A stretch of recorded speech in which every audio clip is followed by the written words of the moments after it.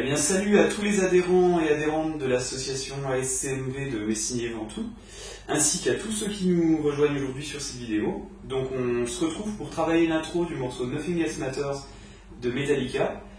C'est une ballade hyper connue des années 90 qui figurait sur le Black Album de Metallica, qui je pense est l'album qui a été le plus vendu du groupe. Et c'était peut-être partie des 10 ballades à savoir jouer sur la guitare acoustique. Donc moi je vais vous détailler l'intro qui présente quelques points de difficulté à traiter avec un petit peu d'attention. Bon, le tout début c'est tout simple, je vous passe l'histoire des cordes à vide. J'en profite pour rappeler la règle du jeu au doigt. Donc le pouce s'occupe des 3 graves, donc corde de La, corde de Mi et corde de Mi, corde de La, corde de Ré. Et ensuite on a un doigt assigné par corde, donc l'index s'occupe de la corde de Sol, le majeur de la corde de Si, et l'annulaire de la corde de Mi aigu. On évite tout ce qui est jeu au petit doigt autant que possible parce que le petit doigt manque un petit peu de force. Donc voilà, ça débute sur des arpèges en corde à vide, qui sous-entendent un mi mineur, mais pas besoin de placer l'accord puisque je ne joue pas les cordes concernées. Ensuite, on vient jouer la cassette corde de Mi aigu, une fois toute seule, et ensuite avec une pique qui permet de jouer la basse, la corde de Mi grave donc, et la note aiguë en même temps. Alors là ici, il va falloir veiller à bien faire sonner.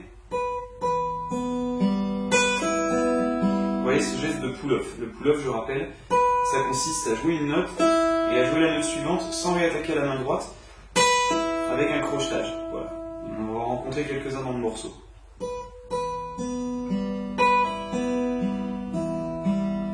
Ensuite, on vient jouer 2 cordes à la fois, donc les cordes de Si et de Mi.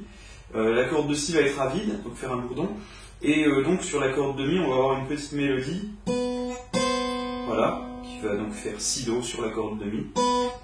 Alors il ne faut pas s'étonner de la sonorité qui frotte un petit peu, c'est dû à l'intervalle généré entre la corde de Si à vide et le Do quand on le joue. Voilà. Et là ensuite on va avoir un enchaînement. Donc j'attaque la cassette, donc le Si, cassette, corde de Mi aigu. Je viens faire un hammer pour jouer la case 8. Je crochette et je viens slider en case 5. Alors sur ce passage, c'est important de vraiment bien vous appliquer pour jouer ce trait mélodique, parce que c'est vraiment, chaque geste va conditionner le son que vous allez avoir sur la note suivante. Si vous avez un hammer tout gentil, autant dire que votre pull-off suivant sera inexistant. Idem pour le slide. Donc chaque geste détermine la puissance qu'on va avoir sur la note suivante. Vous voyez, je fais vraiment l'effort de bien tirer les cordes. Comme je le disais en cours récemment, la position de la main gauche est quand même hyper importante.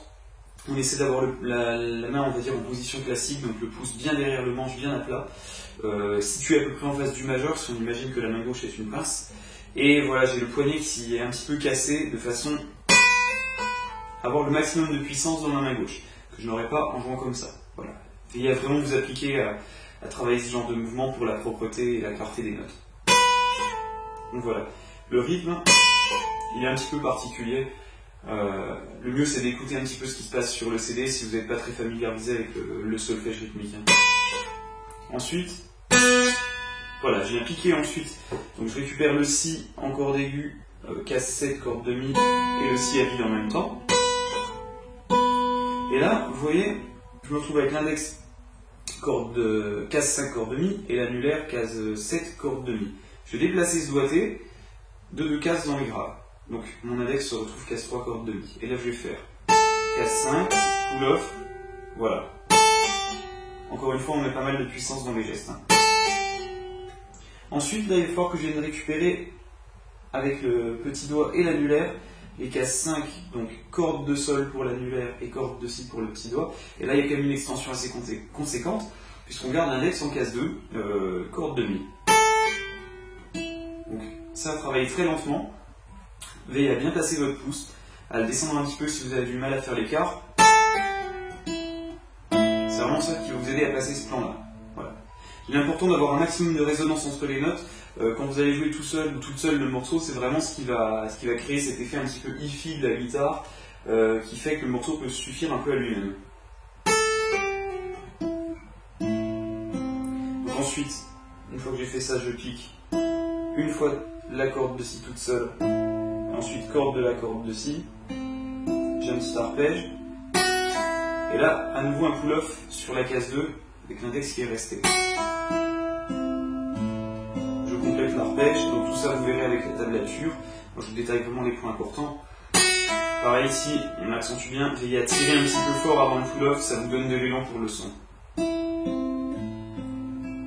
Là, on va avoir une montée dans les grades qui va s'effectuer sur la corde de La, et donc on va avoir la montée La, Si, Do. Voilà, l'index vient jouer La, Si, Do, donc corde à vide, case 2, case 3, et en même temps je vais piquer les 3 cordes aiguës. Voilà, on se retrouve dans cette position ensuite. Donc mes deux doigts, on va dire annulaires, auriculaires, sont restés sur les cases 5, cordes de Sol et cordes de Si, et c'est uniquement l'index qui s'est déplacé. On va retrouver un arpège.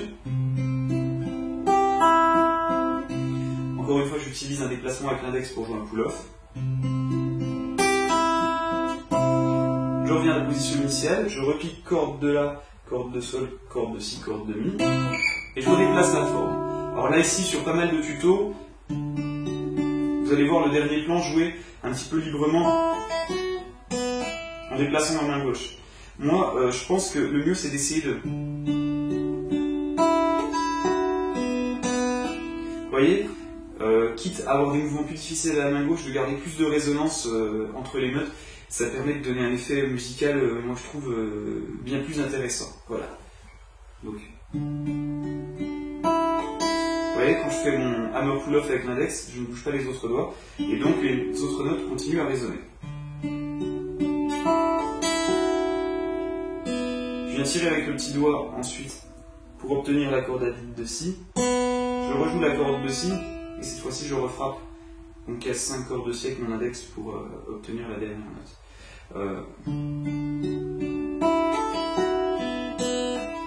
Je vais même trouver un moment une astuce pour jouer ce passage et garder encore plus de résonance, qui consistait à remplacer cette note qui est case 5 corde de La par la corde de Ré à vide. Voilà. Il fallait truquer un petit peu.